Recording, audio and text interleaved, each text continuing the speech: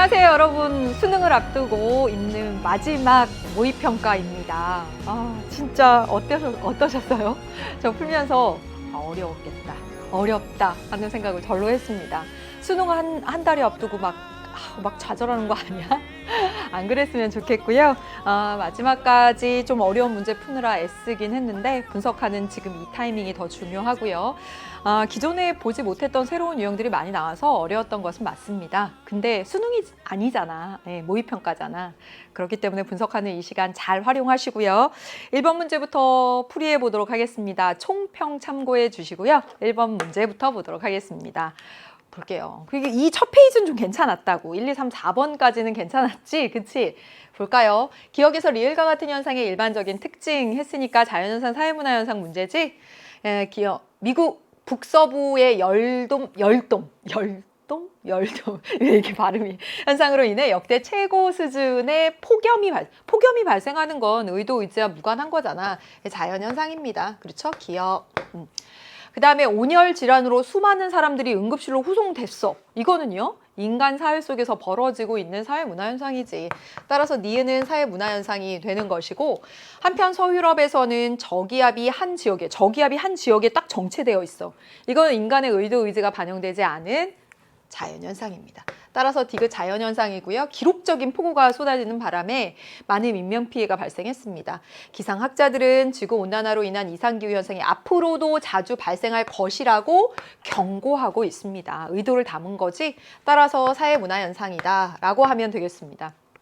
어렵지 않았어. 제시문도 짧았고 선지도 쉬웠어. 1번 보겠습니다. 기억과 같은 현상은 자연현상이니까 뭘 가치성인 거지?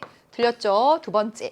니은과 같은 현상은 사회문화현상이니까 개연성, 확률성, 되게 그러할 개연성을 갖는다. 정답은 그래서 2번이죠. 쉽게 찾아졌습니다. 마음이 편했어.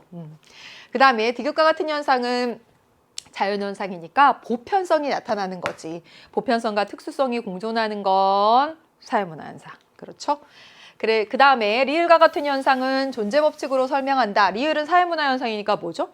마땅히, 당, 할, 위. 그래서 당위 법칙의 지배를 받는 거지. 틀렸고요. 기억 디귿과 같은 현상은 자연현상이야. 니은 리을과 같은 사회문화현상이나 자연현상 모두 다 현실에 존재하고 관찰 가능한 자료를 통해서 연구할 수 있습니다. 경험적 자료를 통해서 연구할 수 있다는 건 공통점. 너무나 강조했었던 내용입니다. 2번 하시면 됩니다. 정답 2번이에요. 2번 문제 보도록 하겠습니다. 이 2번 문제는 5단원 문제인데 몇 년 전까지 아주 전형적인 패턴으로 나왔던 것이었죠. 그죠? A와 B의 일반적인 특징을 비교한 것인데 5단원에 정보사의 특징할 때 산업사회랑 비교해서 정보사의 특징을 알아보는 거잖아요. 그러면 이 가정과 일터의 분리 정도, B가 더 높대. 가정과 일터의 분리 정도가 더 높은 건 둘 중에서 뭐죠? 직장으로 나가야 돼. 특히 제조업이나 이런 것들이 강조되었던 산업사회에서 가정과 일터의 분리 정도가 높죠. 그렇죠? 정보사회는 요즘 코로나를 통해서 우리 알게 됐지만 재택근무, 그래서 일터가 가정이 곧 일터가 되는 현상을 우리가 경험을 했습니다. 그래서 분리 정도가 약함. 따라서 가정과 일터의 통합 정도가 높게 나타나는 건 A 정보사회입니다.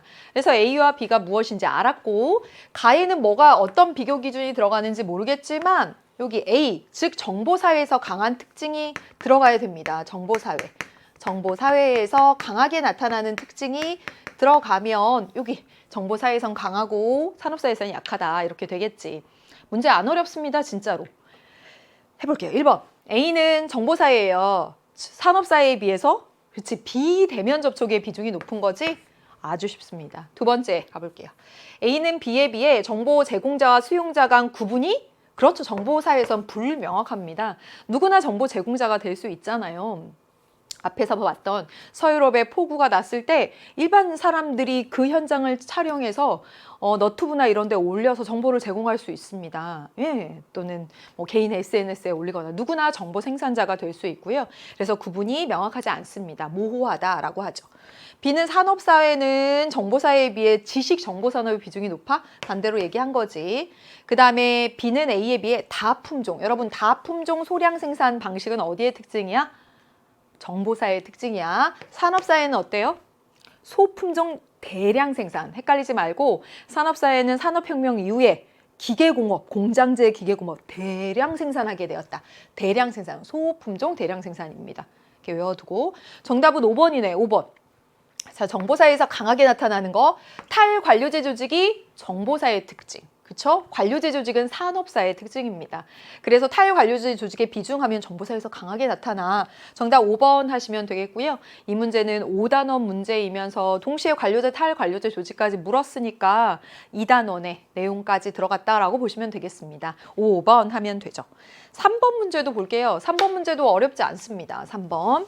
밑줄 친 기억에서 시옷에 대한 설명으로 옳은 것은 했고요. 이거 양적 연구에 사례가 나와 있는 거죠. 그래서 독립변인, 종속변인 찾는 거, 그 다음에 뭐 실험 집단, 통제 집단 찾는 거, 뭐 등등. 그래서 실험법을 기본으로 하는 양적 연구의 사례를 분석하는 내용입니다. 이 정도면 아주 쉽게 나온 편입니다. 원래 사회조사 과정 문제가 어려운데. 연구자 가분 고등학생의 학업 성취도에 꾸준한 운동이 미치는 영향이라고 했어. 둘 중에 독립변수가 뭘까? 운동이 학업 성취에 미치는 영향이야. 원인이 되는 변수가 독립변수가 되고요. 그럼 운동이지, 그치? 운동, 꾸준한 운동이 독립변수. 그로 인해서 나타나는 변화, 학업 성취도의 변화를 찾아보는 거예요. 그러니까 학업 성취도가 종속변수가 되는 거지. 그래서 고등학생의 학업 성취도에 꾸준한 운동이 긍정적인 효과가 있을 것이라는 가설을 세웠다. 양적 연구한 거죠. 일부러 헷갈리라고 계속 반대로 쓰고 있어요. 일반적으로 가설을 할 때 독립변수 앞에 쓰고 종속변수 뒤에 쓰잖아. 그래서 꾸준한 운동을 할수록 학업 성취도가 높아질 것이다. 이렇게 쓰면 명확히 독립, 종속이 나타나는데 일부러 학업 성취도에 꾸준한 운동이 하고 바꿔서 썼어. 예, 그다음에 그리고 평소 운동을 꾸준히 하지 않는 고등학생 100명을 모집해서요. A집단과 B집단으로 나눴어. 그러면 자, 여러분 꾸준한 운동이 학업 성취에 영향을 미치는 요인을 알아보고 싶은 거야.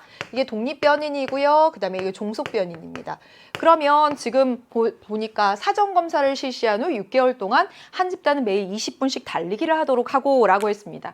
뭐 한 거야? 운동이라고 하는 달리기 욕을 처치한 집단과 그렇지 않은 집단의 학업 성취 정도를 비교하는 거지. 그러면 운동을 처치한, 달리기를 처치한 이 집단이 실험 집단이 되고요. 이 집단이 통제 집단이 됩니다. 그래서 그로 인해서 학업 성취 정도가 어떻게 차이가 나는지 비교해보는 실험법을 쓴 거란 말이야. 그런데 여러분 여기 사전검사를 실시한 후라고 했습니다. 이 사전검사는 뭐에 대해서 실시하는 거겠죠? 그렇죠. 여기 평소에 운동을 하지 않은 100명을 데려다가 먼저 학업 성취 정도에 대해서 알아봐. 학업 성취 정도에. 그래서 얘네들은 평균 71점이고 얘네들은 평균 72점이다. 이렇게 알아본다는 거야. 예. 그래서 학업 성취 정도에 따라서 사전에 검사한 다음에 운동 처치하고 처치하지 않고 나서 그렇죠. 그래서 매일 20분씩 한 집단은 달리기 하고요. 그 다음에 다른 집단은 평소처럼 생활하도록 했어요. 6개월 후에 사후검사를 실시해서 사후검사 뭐 했겠어요? 학업 성취 정도를 실시해 봤어. 사전검사와 비교해 보니까 A집단과 달리 B집단의 경우 학업 성취도가 유의미하게 향상되어서 가설이 타당하다는 결론을 내렸다라고 했습니다. 가설이 뭐였는데? 꾸준한 운동이, 학업 성취도에 꾸준한 운동이 긍정적인 효과를 줄 것이다. 이렇게 했던 거지.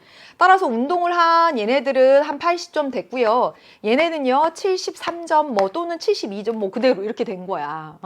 됐죠? 그래서 가설이 타당하다는 결론을 내렸다. A집단과 달리 B집단의 경우라고 했습니다. 따라서 B집단이 뭐가 되는 거야? 운동, 달리기를 처치받은 실험 집단이 되는 것이고 A집단이 비교했던 통제 집단이 되는 거지. 그래서 이렇게 알 수가 있어. 이 그림으로 다 분석이 되었습니다. 이제 문제를 풀어보도록 할게요. 이 정도면 양적 연구 과정과 실험법을 적용해서 뭔가 그 학습 개념을 체크할 수 있는 아주 좋은 문제라고 할 수 있습니다. 1번. 기억은 종속변인, 니은은 독립변인이야. 그래서 틀린 것이고, 두 번째, 디귿, 연구 주제 설정할 때는 연구자의 가치가 개입될 수 있다고 했습니다. 이 사람은 이게 관심 분야야. 그래서 이걸 연구하고, 다른 어떤 사람은 부모 자녀 간의 친밀도가 학업 성취에 미치는 영향 이렇게 할 수도 있다고. 그래서 같이 중립이 필수적이다. 틀렸어요. 3번 보도록 하겠습니다. 리을이 통제 집단, 리을 A 집단이 그렇지. A 집단이 통제 집단, 그리고 B 집단이 실험 집단입니다. 어떻게 알았어? 여기 보고 알았지. B 집단의 경우 학업 성취도가 유의미하게 향상되어 가설이 타당하다. 가설이 타당하다라고 했으니까. 그래서 이거 맞는 내용이 되고요. 정답은 3번 하시면 되겠습니다. 4번 실험 처치 전 비읍. 요 사전 검사한 내용입니다. 사전 검사한 내용은 실험 처치 전에 무엇을 측정한 거예요? 실험 처치 전에, 달리기 처치하기 전에 학업 성취 정도를 알아본 거야. 따라서 종속변인 사전 검사, 종속변인 사후 검사라고 말하지. 기본 개념으로 공부했었던 것이죠. 막 집어 던졌네요. 됐고요. 그래서 여기 독립변인을 처치한 내용이다. 독립변인을 측정하기 위한 내용이다. 틀렸습니다. 종속변인 사전검사, 종속변인 사후검사. 그 다음에 보겠습니다. 시옷은 종속변인에 대한 조작적 정의를 바탕으로 한 실험 처치다. 매일 20분씩 달리기를 한 건 뭐? 꾸준한 운동이라고 하는 독립변인을 구체화시킨 거지. 그치? 따라서 종속변인에 대한 조작적 정의가 아니죠. 여기 운동, 꾸준한 운동을 조작적 정의한 내용입니다. 정답은 3번. 그 다음에 4번 문제를 보도록 하겠습니다. 4번. 갑은 환경 문제에 관심이 많아서 중학교 때부터 환경운동단체에 가입을 해서 적극적으로 활동하고 있어요. 고등학교 진학 후에 모범정으로 학교 생활을 해온 갑은 2학년 때 학생회장이 됐어요. 하지만 갑은 학생회장으로서 교내 문제 해결보다 환경운동에 치중하여 학생회 임원들과 갈등을 빚고 있다라고 했습니다. 뭐가 나타난 거지? 뭐가 나타난 거예요? 그 다음에 두 번째, 이런 상황에서 환경운동단체가 주최하는 캠페인과 학생의 대의원 회의 시간이 겹쳐서 어떻게 해야 될지 고민이다 라고 되어 있습니다. 이 전체적으로 두 가지를 하면서 두 가지 지위를 가지고 있으면서 나타나는 갈등 상황과 고민 상황인 거지. 학생의 그 회장이면서 동시에 얘는 어떤 지위 가지고 있는 거야? 환경운동단체 회원으로서의 지위에 따라서 요구되는 역할들이 충돌해서 나타나는 일들인 겁니다. 그러면 보도록 하겠습니다. 1번 볼게요. 1번. 갑의 기억은 환경운동단체라고 되어 있습니다. 여기서 가입해서 적극적으로 활동해 오고 있으니까 내 집단으로 볼 수가 있겠죠. 그렇죠? 그런데 준거 집단은 아니다라고 말할 수 있을까? 이렇게 단정하기 어렵습니다. 예, 적극적으로 활동해 오고 있고 그 때문에 갈등 상황, 고민 상황이 벌어지고 있기 때문에 준거 집단이 아니다라고 단정할 수 없어요. 두 번째, 고등학교야. 고등학교는 사회화기관으로 구분하자면 전문적인 사회화의 내용들을 담당하게 되지, 전문적인 사회화의 내용을 담당하면 2차적 사회화 기관이라고 합니다. 학교니까 공식적 사회화 기관이고 내용상 사회화의 내용으로 봤을 땐 전문적인 거 아니까 2차적인 거지. 틀렸어요. 그 다음에 D급 보겠습니다. 학생회장으로 왜 당선이 됐을까? 모범적으로 학교 생활을 해왔기 때문에. 그래서 인정받은 거야. 실제 수행한, 그래서 이 보상이나 또는 제재는 어떻게? 역할, 행동에 대해서 주어진다. 이건 사실 이 내용을 볼 필요도 없이 역할에 대해서 보상한다. 라든가 역할 때문에 제재한다. 이거 말이 안 돼요. 왜냐하면 이 역할은 기대되는 것이거든. 너 너무 기대하니까 보상해 줄게. 말이 안 돼. 실제 수행한 역할, 행동에 대한 보상이다. 라고 했었어야 되는 거죠. 틀렸습니다. 그 다음에 리을은 학생의 임원은요, 아버지와 달리 성취지이다. 틀린 거 아시죠? 너무 많이 나왔잖아. 아버지, 어머니, 남편, 아내, 학생의 임원 모두 노력, 능력을 통해서 갖게 되는 지위입니다. 따라서 틀렸어. 그 다음에 비읍은 미음과 달리 역할 갈등에 해당된다. 어때요? 그렇죠. 비읍은 미음과 달리, 비읍은 미음과 달리 역할 갈등 맞죠. 그렇죠. 여러분 여기 상황을 한번 보도록 하겠습니다. 고민 중인데 왜 고민 중이래? 이런 상황에서 환경운동단체가 주최하는 캠페인하고 학생의 대의원 회의 시간이 겹쳐서, 그러니까 그 환경운동단체의 회원으로서 해야 되는 역할하고, 그 다음에 학생회장으로서 해야 되는 역할이 충돌해서 벌어지는 거니까 이건 역할 갈등 맞죠? 확실히 역할 갈등입니다. 전형적인 사례야. 그러면 여기 갈등, 이거는 갈등이라고 써 있는데요. 자, 이런 건 참 체크할 만한 점이 되는 부분이죠. 그렇죠? 이건 갈등이라고 써 있지만 역할 갈등이 아닌 거지. 왜? 봐.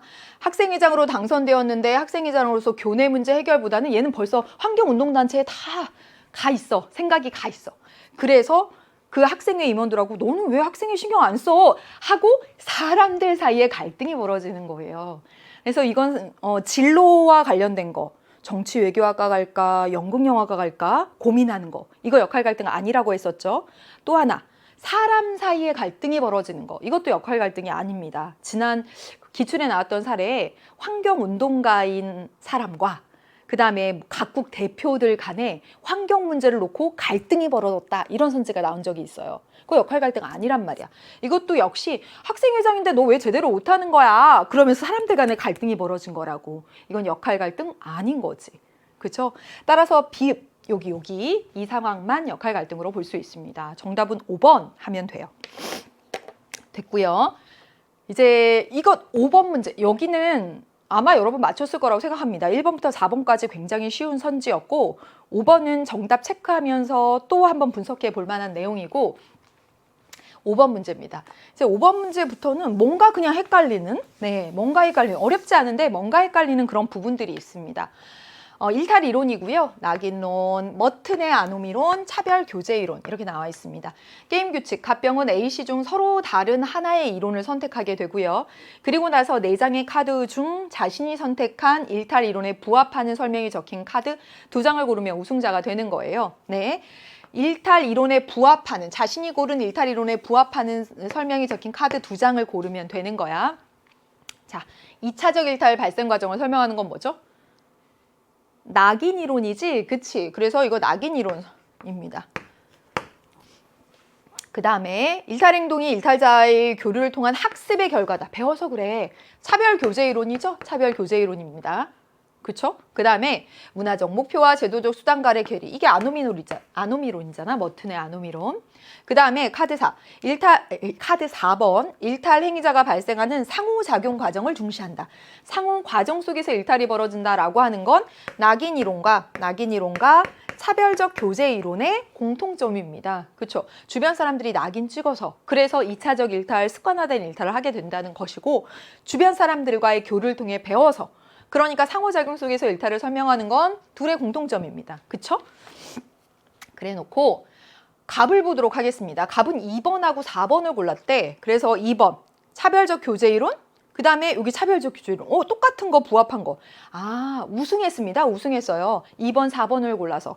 그러면 A가 뭐겠어? A가 뭐겠어요?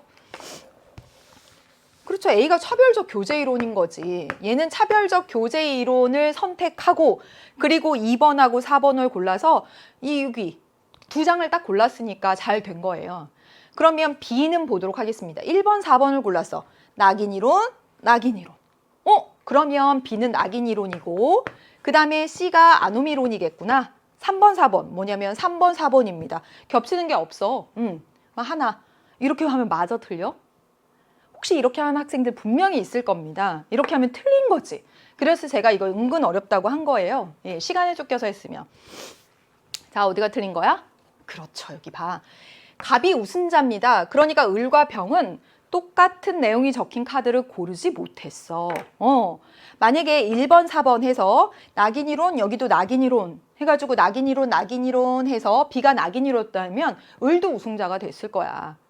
그런데 을이 가지고 있는 카드가 낙인 이론 카드가 아니라 아노미론 카드였던 거야. 그래서 얘가 아노미론 카드를 들고 여기 이렇게 고르니까 우승을 못한 거지. 그러니까 B가 아노미론이라고. 예, 이것도 엄청난 문제입니다. 하다 보면 틀릴 수 있어. 이거 놓치면 얘만 우승자야. 그러면 하나 남은 거 얘 C가 낙인 이론이 되고요. 그래서 이거 2개 골랐는데 낙인 이론에 해당되는 건 4번밖에 없으니까 얘도 안 된 거야. 얘도 엉뚱한 거 고른 거고. 됐죠? 그렇죠? 그래서 A, B, C가 어떤 이론인지 찾아내는 거. 갑이 우승자니까 갑만 맞아 떨어집니다. 네. 그럼 보겠습니다. 기억. A는 일탈행동에 대한 대책으로 사회규범의 통제력, 사회규범이 힘을 가져야 돼. 이건 아노미론인데 뒤르켐의 아노미론인 거지. 여기 안 나왔어. 뒤르켐은 아노미 때문에 일탈이 벌어진다고 했는데 사회규범이 힘을 잃어서 무규범 때문에. 그래서 사회규범이 힘을 가져야 돼. 이건 뒤르켐의 아노미론. 그다음에 일탈행동을 규정하는 객관적인 규정이 존재하지 않는다고 본다. 아노미론이? 아니에요. 일탈행동을 규정하는 객관적인 기준이 존재하지 않는다고 보는 건 낙인이론이야, 낙인이론. 그래서 2차적 일탈이 낙인 찍으면 2차적 일탈이 발생할 수 있고 그렇지 않으면 아니란 말이야. 그래서 객관적인 기준이 존재하지 않는다라고 보는 건 낙인이론이야. 그래서 틀렸습니다. C는 이건 중요한 내용이죠. 중요한 내용 여기. 차별적 제재가 일탈행동의 발생에 영향을 미치는 영향을 강조한다라고 했는데 그렇죠? 예, 가벼운 일탈, 1차적인 일탈 누구나 할 수 있어요. 그런데 여기 낙인 찍고 그다음에 여기 낙인 찍지 않으면 낙인 찍은 이쪽만 2차적 일탈이 벌어진다는 거지. 즉 뭐야 이게? 차별적으로 제재한 거야. 그래서 차별적 제재를 통해서 일탈을 설명하는 건 C, 낙인론입니다. 그래서 차별 교제 이론하고 차별적 제재하고 다른 말인 거지. 그 다음에 B는 A, C와 달리 사회 구조적 차원에서 일탈 행동을 설명합니다. 그렇죠. 얘네 상호작용 속에서 일탈을 설명하는 것이고 아노미론은 머튼의 아노미론은 사회 전체적으로 합의한 목표, 제도화된 수단 이런 거 말하거든. 따라서 사회 구조적 차원에서 설명합니다. 기능론적 차원이라고 볼 수가 있어. 그래서 이것도 맞고요. 따라서 정답은 디귿 리을 해서 5번 하시면 되고요. 만만치 않았습니다. 살짝 어려웠어요. 살짝. 6번 문제 가겠습니다. 사회운동이 6월, 9월 안 나왔거든? 평가원은 안 나왔는데 올해는 안 나왔는데 여긴 나왔습니다. 20년 전 인종차별제도가 철폐된 각국에서는 최근 백인이 지배하던 시대로 복귀해야 된다고 과거로 돌아가자라고 하는 사회운동이야. 있고요. 흑인의 교육기회 확대를 추구하는 사회운동이 나타나고 있습니다. 사회운동에 대한 것이고 1번 기억은 니은과 달리 사회 구성원 간 갈등을 초래할 수 라고 되어 있는데요. 기억, 니은 모두 갈등을 초래할 수 있지. 그치? 얘도 갈등을 초래할 수 있고 얘도 그렇죠. 그쵸? 사회운동이 그런 성격 가질 수 있습니다. 왜냐하면 변화를 추구하는 것이니까. 네, 두 번째, 니은은 기억과 달리 이게 전면적인 뭔가 변화는 아닌 거죠. 흑인들에게 교육 기회를 확대해 달라라고 하는 거니까 전면적이다 이렇게 보기는 어렵습니다. 그 다음에 니은은 기업과 달리 일부 집단의 이익을 실현하고자 한다. 니은은 기업과 달리라고 했는데 여기는 백인이 지배층으로 가겠다. 여기는 흑인에게 교육 기회를 달라라고 했으니까 기업과 달리 일부 집단, 기업에서 일부 집단, 백인 집단의 이익을 실현하고자 한 것이니까 틀린 내용이 되죠. 그 다음에 기억, 니은 모두 사회 유지가 아닌 그렇죠. 사회 변화. 과거에 백인이 우월하던 그 시절로 돌아가자. 또는 흑인의 교육 기회를 확대해달라. 둘 다 사회 변화를 목표로 하는 겁니다. 따라서 정답 4번 해야지. 그 다음에 기업과 니은 모두 사회 구성원 전체가 참여해야 목표를 달성할 수 있다. 사회운동은요. 사회 구성원 전체가 참여해야 된다. 이렇게 정의하지 않고요. 다수가 집단적이고 지속적이고 자발적으로 조직적으로 했을 때 나타나는 겁니다. 틀린 거지. 그치? 7번 문제를 보도록 하겠습니다. 다음 자료에 대한 설명으로 옳은 것은 했고요. A에서 C는 각각 공식, 비공식, 자발적 결사체야. 선생님, 회사는 A와 B 중 무엇에 해당하나요? 라고 했더니 A에만 해당하여 그랬습니다. 회사가 해당되는 게 뭘까? 공식, 비공식, 자발적 결사체 중에서 자, 이거 너무 많이 했습니다. 공식, 그 다음에 자발적 결사체, 그 다음에 자발적 결사체 안에 비공식 조직이 있잖아. 회사는 어디 들어가요? 그렇죠. 여기 공식 조직에만 해당이 되지. A에만. 이 가운데서는 회사가 공식 조직, A가 그래서 공식 조직입니다. 시민단체는 B와 C, 이게 B하고 C가 여기 중에 되겠네. 무엇에 해당되나요? 그랬더니 시민단체는 B에 해당이 된다라고 했습니다. 그러니까 여기가 회사가 들어가는 것이고요. 시민단체는 공식 조직이자 자발적 결사체잖아. 시민단체. 그래서 얘가 A에만 해당이 되는 것이고 시민단체는 A이자 B와 C 중에는 B에만 해당된대. 그러면 자발적 결사체가 B구나. 그래서 B에만 해당된다. B가 자발적 결사체. 비공식 조직이 C가 되겠네요. 그쵸? 얘가 C. 회사 여기가 A. A 이렇게 그려보았습니다. 그러면 기억은 A와 B 모두에 해당하겠네요. 라고 했어요. 네, 그러면 보도록 하겠습니다. 1번. 기억은 사내 노동조합이 들어갈 수 있겠다. 여러분 사내 노동조합 어때요? 사내 노동조합은 A와 B 모두에 해당돼? 공식 조직이자 자발적 결사체 모두에 해당이 되나요? 그렇지, 되지. 그렇죠. 시민단체의 노동조합과 같은 경우는 공식 조직이자 자발적 결사체입니다. 대표적인 것으로 해왔고요. 정답은 1번 되는 거죠. 1번. 맞습니다. 두 번째, A는 C와 달리 여기 공식 조직은 공식적인 통제가 나타나는 거지. 틀렸고, B는 A와 달리 가입과 탈퇴가 자유로워서 자발적 결사체라고 말하는 거지. 틀렸어요. C에 해당하지 않는 사회 집단은 A에 해당한다. C에 해당, 비공식 조직이 아니면 다 공식 조직에 해당한다. 맞아요? 공식 조직도 비공식 조직도 아닌 거 있어. 동네 조기축구회 같은 거. 그건 공식 조직도 아니고 비공식 조직도 아니거든. 그래서 이것도 틀렸습니다. 그 다음에 보도록 하겠습니다. C는 A와 달리 구성원 간 형식적인 비공식 조직에서 막 형식적인 관계가 나타나요. 비공식 조직은 사내 동호회 같은 겁니다. 회사가 너무 여기 형식적 관계야. 스트레스 받는다고. 그래서 그 안에서 취미나 관심사에 따라서 자발적으로 모인 것이기 때문에 이 비공식 조직 안에서도 사내 어떤 동호회 안에서도 막 형식적 관계가 지배적이다? 그렇지 않습니다. 틀린 거지. 1번이에요. 1번. 다음 문제 보도록 하겠습니다. 8번 문제 볼게요. 이 문제가 은근 어렵죠. 이런 문제가 또 어렵습니다. 예. 문화의 이해 파트에서 문화의 의미, 속성, 사례 속에서 찾는 것이 만만치가 않죠. 그래서 8번 문제를 보도록 하겠습니다. 곤충의 유충을 즐겨 먹는 음식 문화 좁은 의미, 넓은 의미 물어보겠지. 부족을 방문했을 때 부족 사람들은 남녀노소 가릴 거 없이 자연스럽게 유충을 먹는 거예요. 벌의 유충을 먹는 거예요. 왜? 그냥 그 문화를 일상적으로 공유하고 있기 때문에 이게 이상하지 않은 거야. 이해해야 하는 거지. 예측하고 이해할 수 있는 거죠. 공유성이고요.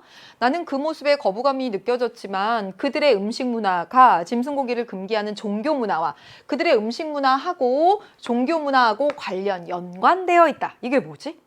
동떨어져서 존재하는 것이 아니야. 전체성, 총체성입니다. 전체성, 총체성. 알게 되면서 그들을 이해할 수 있게 되었어요. 곤충의 유충을 먹는 것을 혐오하는 사람이 이곳에 와서 현지 부족민들처럼 곤충을 즐겨 먹게 되는 것. 이건 뭐죠? 원래 안 먹어서 혐오까지 했는데 이곳에서 어울리다 보니까 곤충을 먹게 됐어. 배운 거지, 그 음식 문화를. 그렇죠? 학습성 이런 것들을 볼 수 있을 것 같습니다. 기억부터 보도록 하겠습니다. 기억에는 이거 음식 문화 할 때 이 문화는 그치, 생활 양식으로서의 문화니까 넓은 의미 맞죠. 그쵸? 두 번째, 니은에서의 이 문화의 속성은 한 사회 구성원 간 자연스럽게 누구나 그거 먹으니까 이해합니다. 그래서 원활한 의사소통을 가능하게 하는 거지. 공유성의 특징으로서 예측 가능하다. 원활한 소통을 가능하게 한다. 원활한 소통을 가능하게 한다. 특징이었습니다. 따라서 니은도 맞고요. 리을에는 문화의 변동성이 부각되어 있다. 곤충의 유충을 먹는 것을 혐오하는 사람이 이곳에 와서 곤충을 먹게 됐어. 이건 문화를 배운다는 거죠. 우리가 떡볶이를 먹는 건 어려서부터 이게 주변에서 먹으니까 배운 거거든. 그런 게 학습성입니다. 이건 변동성은 문화 요소가 사라지거나 또는 만들어지는 뭐 이런 차원이기 때문에 변동성이라고 볼 수 없죠. 그렇죠? 그 다음에 문화 요소의 연쇄적인 변동을 설명할 수 있는 건 뭐예요? 이게 전체성이지. 다른 부분과 관련되어 있어서 따라서 디귿에서 나타나게 되는 것입니다. 틀렸죠? 그렇죠? 정답은 1번 하시면 되겠습니다. 9번 문제 가보도록 하겠습니다. 얘는 오히려 쉽죠? 그렇죠? 얘는 쉬웠어요. 가보겠습니다. A국은 갑국의 식민 통치로부터 독립한 다음에 강력한 자국어 사용 정책을 펼쳐서 자국어를 사용하고 있어요. 하지만 학문 분야에서는 갑국 언어도 함께 사용하고 있습니다. 이 식민 통치로부터 독립한 후에 강력한 자국어 정책을 폈어. 우리가 뭐 일본 식민지 시절을 거쳤지만 일본만 쓰지 않고 우리말 정말 잘 쓰고 있고, 그러나 학문 분야에서는 각국 언어도 함께 사용하고 있다. 뭐가 나타났어요? 병존이 나타나 있는 거지. 비국에서는 서적을 통해서 소개된 각국 종교를 믿는 사람들이 증가하면서 외관은 비국 형태의 가옥 형태이고 내부 구조는 각국 종교 양식에 따른 새로운 종교 건축물이 만들어졌다라고 했습니다. 서적을 통해서 각국 종교가 소개됐어. 그러니까 매개체를 통해서 소개된 거야. 따라서 간접 전파라고 볼 수가 있겠고요. 그 결과 바깥의 모습은 비국의 가옥 형태인데 내부의 모습은 각국 종교 양식으로 제3의 문화, 융합이 나타났다라고 볼 수가 있겠습니다. C국에서는 돌 화폐를 거래 수단으로 사용하다가 C국에 들어온 갑국 상인들에 의해서 갑국 주화가 유입되면서 C국에 들어온 상인들에 의해서, 이건 뭐겠어요? 그래서 직접 전파된 거지. 직접 전파가 되었고요. 원래는 돌 화폐 썼었는데 주화가 유입되니까 이게 더 편한 거잖아. 모든 거래에서 갑국 주화를 사용하게 되었다라고 했습니다. 그러니까 그렇지, 동화가 나타난 거죠. 이건 쉬운 문제죠. 쉬운 문제죠. 1번, A국에서는 독립 이후 강제적 문화접변이 나타났다라고 했는데요. 강력한 자국어 사용 정책을 펼친 거, 이게 강제적 문화접변이야? 이런 문제 많이 나왔는데 식민 통치라는 말만 보고 여러분 강제적 문화접변이라고 하면 안 됩니다. 인도를 식민 통치하던 영국이 인도의 카레를 먹는 것들을 그 문화를 가져왔다. 이건 오히려 반대야. 이런 경우는 식민 통치만 나왔다고 해서 무조건 강제적 문화접변이라고 하면 안 돼. 여기서도 식민 통치로부터 독립한 후 우리의 정체성을 지키기 위해서 우리 언어를 지키자라고 하는 것이지 강제적 문화접변은 아닌 거예요. 틀렸고, B국에서는 A, C국과 달리 문화, 그렇죠, 융합이 나타났습니다. 정답은 2번이야. 3번, A, B국은 C국과 달리 외부 사회와 접촉을 통해서 새로운 문화 요소를 갖게 되었다라고 했는데요. A, B국은 C국과 달리가 아니라 A, B, C국 모두 다른 사회와의 접촉을 통해서 여긴 갑국 언어도 함께 사용하고 융합된 것도 나타나고 여기 갑국 주화도 나타나고 따라서 A, B, C국 모두 외부와의 접촉을 통해서 새로운 문화 요소들이 등장한 거지. 그쵸? 그래서 틀렸습니다. 그 다음에 B, C국에서는 A국과 달리 문화 변동 이후 자기 문화의 정체성이 유지되었다라고 했는데 B국, C국 중에서 C국은 동화입니다. 동화는 자국 문화의 정체성이 사라진 거지. 틀렸습니다. 정답은 2번입니다. 10번 문제입니다. 10번, 여기 하나 더 여기 있네요. 5번 하나 더 있네요. A, C국 모두 직접 전파 아니죠. 그쵸? B국은 서적을 통해서니까 간접 전파입니다. 틀렸고요. 자, 이제 10번 문제입니다. 10번 문제 오랜만에 나온 바로 이 표잖아. 이 표가 뭐예요? 계층 이동과 관련된 표죠. 그래서 정말 많이 분석했던 내용입니다. 그래서 기본표가 그대로 주어졌어요. 그래서 이 문제 쉽겠구나 라고 생각을 했는데, 자, 세대 간 이동 지수라고 하는 표현이 있고 세대 간 이동 거리 구하는 방법이 있습니다. 그래서 이 문제를 맞닥뜨리면서 이거 어떻게 풀어야 되지? 상당 부분 시간을 보냈을 수 있습니다.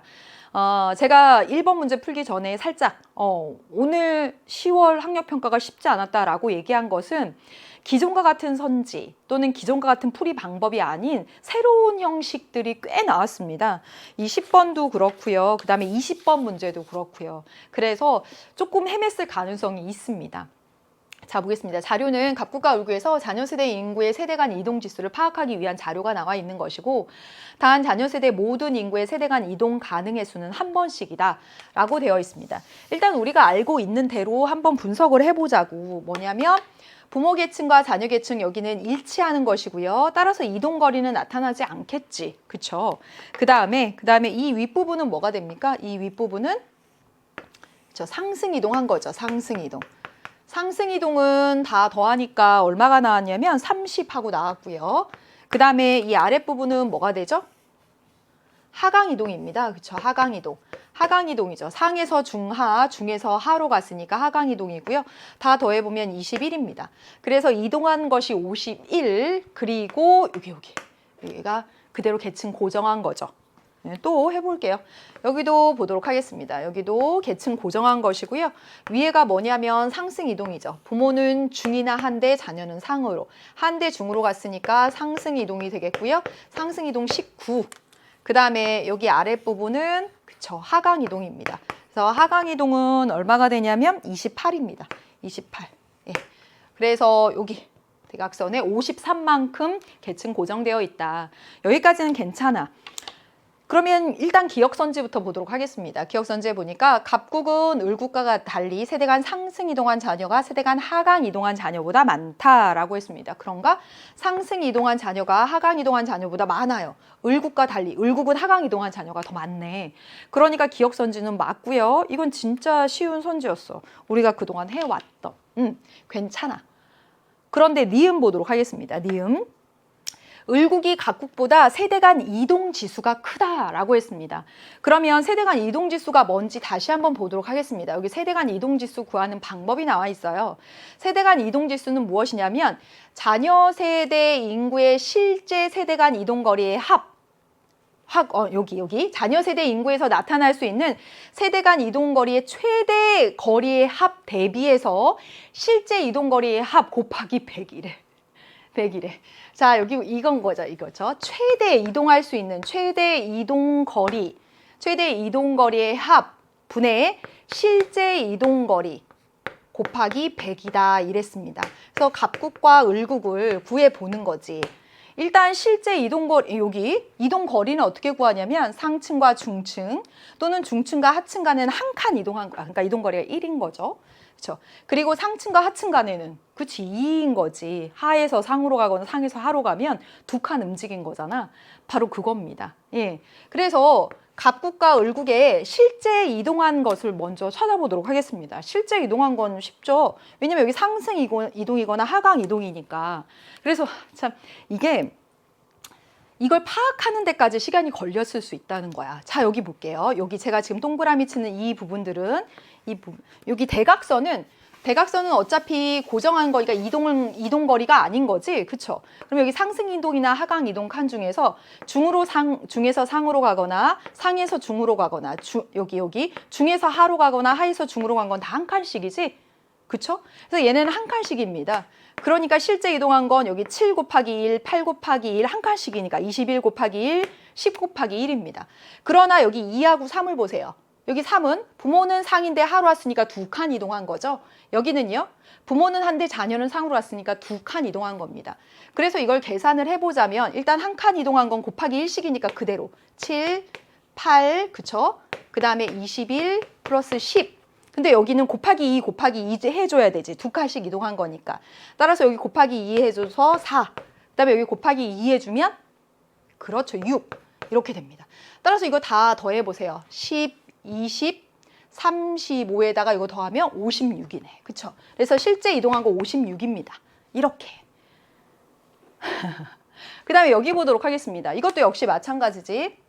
이건 고정이 된 거니까 빼고 여기 중에서 상으로 간 거나 상에서 중으로 간 거나 중에서 하로 간 거나 하에서 중으로 간 거.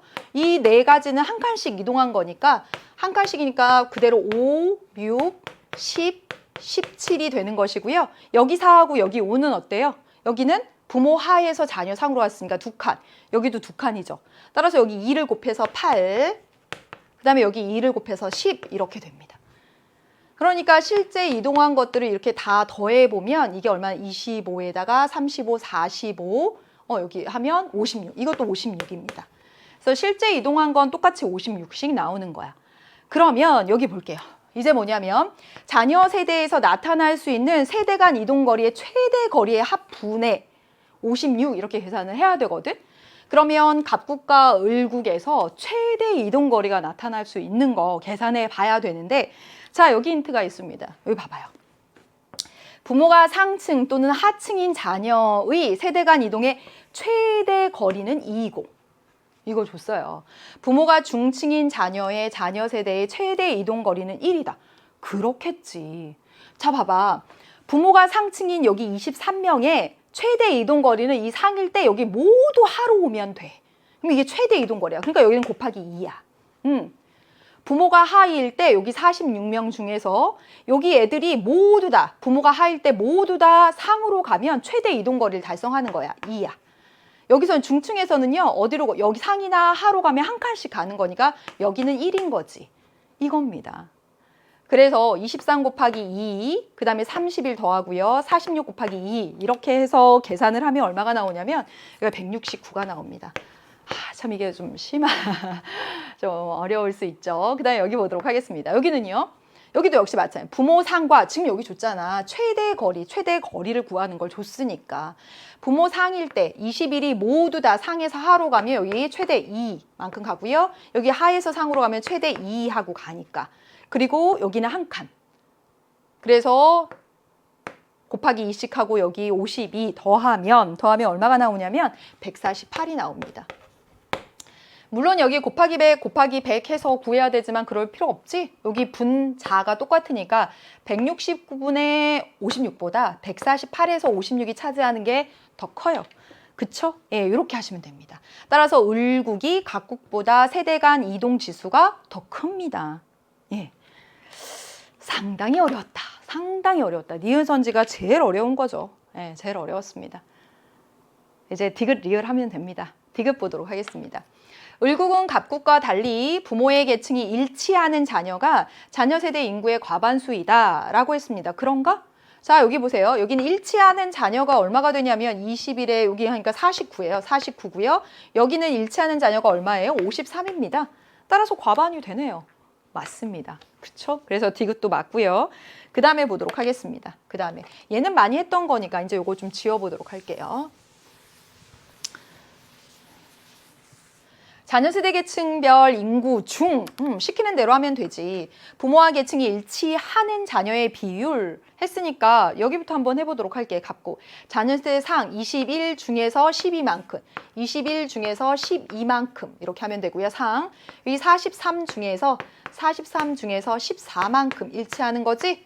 그 다음에 36 중에서 23만큼 일치합니다. 따라서 일치하는 비율이 가장 낮은 건 갑국이 어디가 가장 낮죠? 비율 꼭 계산할 필요 없죠. 21에서 12는 절반이 넘는데 얘도 절반이 넘는데 얘 아니잖아. 중이 가장 낮다. 맞죠? 그렇죠? 그러나 을국을 보도록 하겠습니다. 19에서 차지하는 거 10만큼 반이 넘고요. 46에서 중은 46에서 30입니다. 반이 넘어요. 그런데 여기는요. 하는 35에서 13입니다. 그쵸? 그러니까 반이 안 돼. 그러니까 여기는 하층이 가장 낮은 거지. 틀렸어요. 예. 그래서 정답은 기억, 니은, 디귿해서 4번 고르시면 되겠고 니은 선지에 이렇게 새로운 것이 나오니까 어려운 거죠. 그동안 보지 않았던 거야. 무슨 세대 간 이동 지수라고 하는 거. 무엇보다 최대 거리 여기 힌트가 나왔는데도 그걸 보기가 쉽지 않았을 겁니다. 됐고요. 11번 문제를 보도록 하겠습니다. 11번 갈게요. 11번 문제는 사실 이게 문화 사대주의, 상대주의, 자문화 중심주의 얘가 원래 굉장히 쉬운 주제야. 굉장히 쉬운 주제인데 이 문제 상당히 어렵게 냈습니다. 만약에 10번에서 시간 보내고 나서 여기서 막 헤맸을 가능성도 상당히 있다. 그래서 표 문제뿐만 아니라 기본 개념 문제 5번 일탈이론 문제도 그랬고요. 이 문제도 분명히 어려웠을 수 있습니다. 보겠습니다. 각 질문에 대한 응답 및 옳은 응답 수를 나타낸 것이에요. A는 문화 간 우열을 평가할 수 있는가? 라고 해서 하나는 예, 하나는 아니요 돼 있고 여긴 뭐 들어가는 건지 모르는데 옳은 응답수 2개라고 되어 있어요. A가 뭔지 모르겠습니다. 우열을 평가할 수 있는 건 뭐예요? 자문화 중심주의와 사대주의거든. B는 자기 문화 정체성을 상실할 우려가 큰가?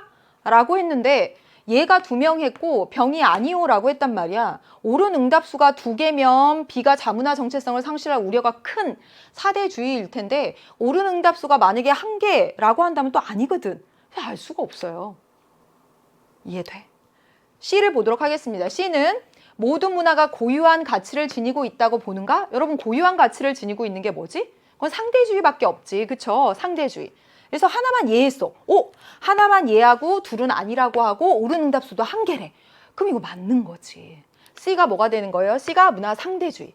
그래서 C가 문화 상대주의라는 것만 찾아내고 나머지는 이제 못 찾았단 말이야. 됐죠? 해보겠습니다. 기억부터 보도록 할게요. 기억은 아니오다 라고 되어 있는데요. 자, C가 문화 상대주의야. 얘는 문화 간의 우열을 평가할 수 없는 거지. 그치? 우열을 평가할 수 없는 거죠. 그러면 A는 문화 간의 우열을 평가할 수 있는 거겠네. 자문화 중심주의든 사대주의든. 따라서 옳은 응답수 2개라고 했으니까 얘 맞았고 여기 얘라고 나와야지. 그래야 2개가 되는 거니까. 그쵸? 그쵸? 따라서 기억은 얘가 들어가야 됩니다. 생각보다 진짜 어려워요, 이거. 그 다음에 2번째 볼게요. 니은이 만약에 1개라고 한다면 이게 아니오라고 된 거야. 이게 맞는 거지. B는 자기 문화의 정체성을 상실할 우려가 큰가 해서 아니오 됐어. 그럼 B가 뭘까? 자기 문화의 정체성을 상실하지 않는 거 B, 자문화 중심주의가 되는 것이고요. A가 사대주의가 되는 거잖아. C는 상대주의로 정해졌으니까. 그럼 볼까요? 사대주의는 자문화 중심주의와 달리 그렇죠. 타문화 수용에 적극적이죠. 맞습니다. 그 다음에 B는 C와 달리 문화 다양성 보존에 유리하다. 이거는 C를 상대주의라고 찾았으니까 상대주의는 고유한 가치를 지니고 있고 문화의 다양성을 인정하는 올바른 문화의 태도잖아요. C는 이라고 해야 됩니다. 이게 틀린 거죠. 그 다음에 리을 보도록 하겠습니다. 리을. 가에 B는 A와 달리 국수주의로 이어질 가능성이 큰가? 라고 했어. 이게 들어갔는데 옳은 응답이 2개입니다. 그러면 아니요가 맞다는 거잖아. 그쵸? 아니요가 맞다는 겁니다. 그럼 다시 봐봐. B는 A와 달리 국수주의로 이어질 가능성이 큰가? 라고 했더니 아니요 라고 했단 말이야. 그럼 B가 뭘까? 그렇지, 사대주의지. 사대주의고 A가 자문화 중심주의입니다. 해봐. 자문화 중심주의가 국수주의로 이어질 수 있죠. 우리 것만 최고야 라고. 그래서 사대주의는 자문화 중심주의와 달리 국수주의로 이어질 가능성이 큰가? 라고 하면 아니요, 틀렸네요. 이렇게 된다고. 따라서 B가 사대주의, A가 자문화 중심주의로 찾은 겁니다. 그리고 나서 여기 가볼게. 그러면 B가 뭐죠? 사대주의. 사대주의. 사대주의는 자기 문화의 정체성을 상실할 우려가 큰가? 맞죠? 사대주의는 상실할 수 있습니다. 이게 맞아요. 그러면 니은은 옳은 응답수는 2개 이렇게 들어가게 되는 거죠. 맞습니다. 정말 어려웠어. 정말 어려웠다니까. 제가 손꼽게 어려운 문제라고 봅니다. 예, 해설도 아마 몇 번 듣는 학생들도 있을 거예요. 뭐지 갑자기? 띵 하는. 그래서 정답은 니은 리을에서 4번 고르시면 되겠고요. 12번 문제입니다. 12번 문제도 어려웠습니다. 12번 문제도. 물론 저는 오히려 12번 문제가 11번 문제보단 나았다라는 생각도 드는데 보겠습니다. 국민연금제도와 기초연금제도야. 이거 2개 비교하는 거. 국민연금제도는 사회보험에 속하는 것이고 기초연금제도는 공공부조에 속하는 거지? 그쵸? 예, 잘 안 보인다. 국민연금이 사회보험, 여기 기초연금이 공공부조.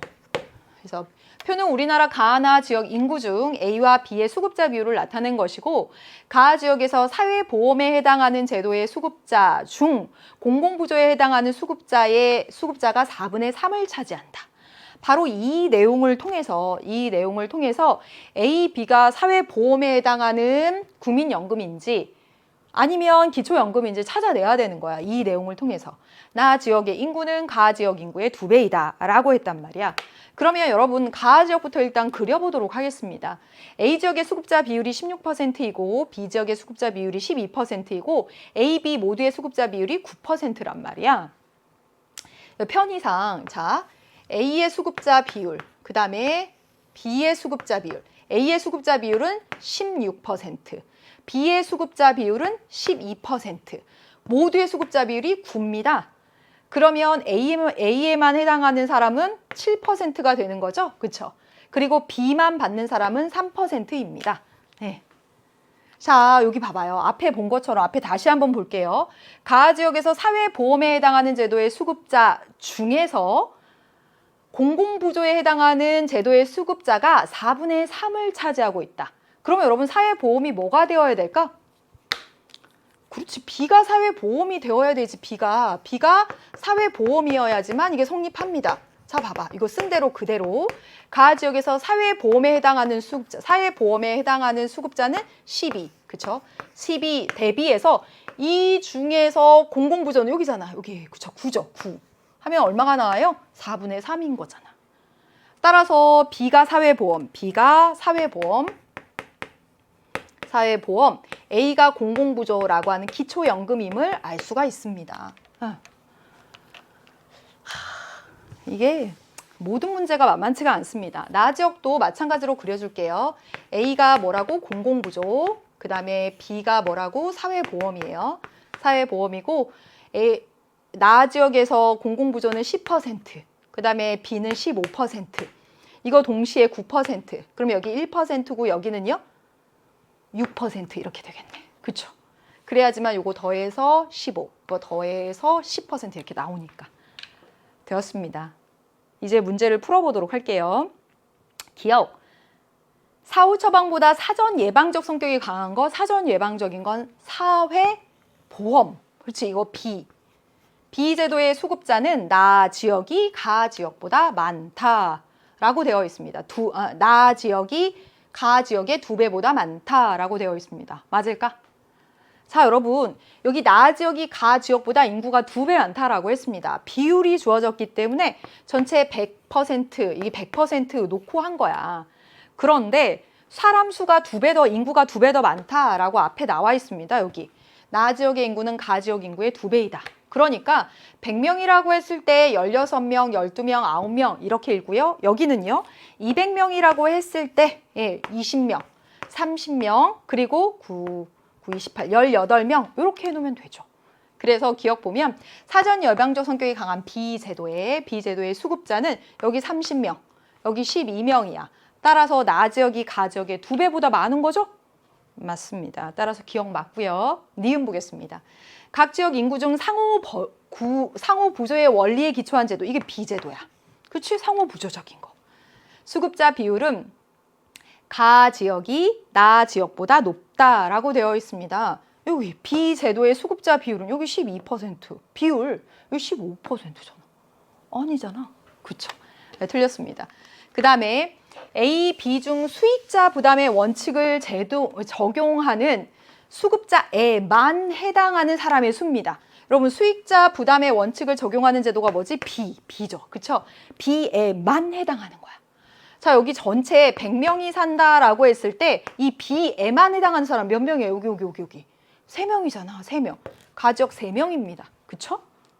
나 지역은요. 나 지역은 B에만 해당하는 사람 몇 퍼센트? 6%. 200명의 6%니까 2, 6, 12잖아. 12. 따라서 나 지역이 가 지역의 4배 많네. 만만치 않습니다. 예, 만만치 않아요. 그래서 맞고요.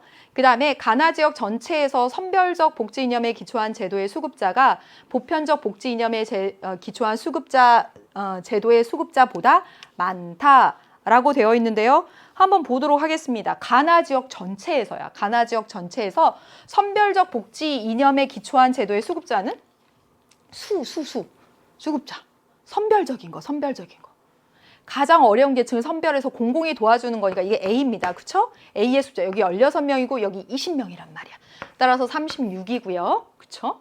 그 다음에 보편적 복지. 이게 사회보험이지 이게 B란 말이야. B. 12이고 30입니다. 여기 42죠. 그쵸? 따라서 이 제도의 수급자가 더 많다? 틀렸죠. 이렇게 하시면 되겠습니다. 예, 했고요. 13번 문제를 보도록 하겠습니다. 가볼게요. 13번.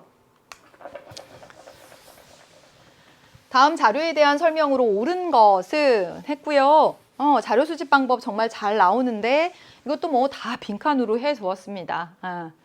실수하지 않아야지 이런 것들은. 각각 면접법, 질문지법, 참여관찰법입니다. 질문지법만 양적 자료 수집 방법이고요. 면접법과 참여관찰법은 질적 자료 수집 방법인 거야. 그쵸? 방법론적 이원론에 기초한 연구에서 주로 활용되는가? 이 방법론적 이용론이 뭐지 여러분? 질적 연구잖아. 그럼 면접법과 참여관찰법 2개가 와야 되죠? 그렇죠? 그럼 여기 기억이 뭐가 돼야 돼? 그렇지, 여기가 아니요가 되어야 됩니다. 왜냐하면 질적 연구에서 주로 활용되는가? 아니요 해서 A가 뭐로 정해져? 질문지법으로 딱 정해져야 돼요. 질문지법. 그리고요, 여기는 얘가 들어와야 되는 것이고요. 이 질문에 따라서 B와 C가 면접법과 참여관찰법 중 하나가 되는 거야. 되죠? 해보겠습니다. 1번. 기억은 아니요, 니은이 예. 틀린 것이고. 2번째.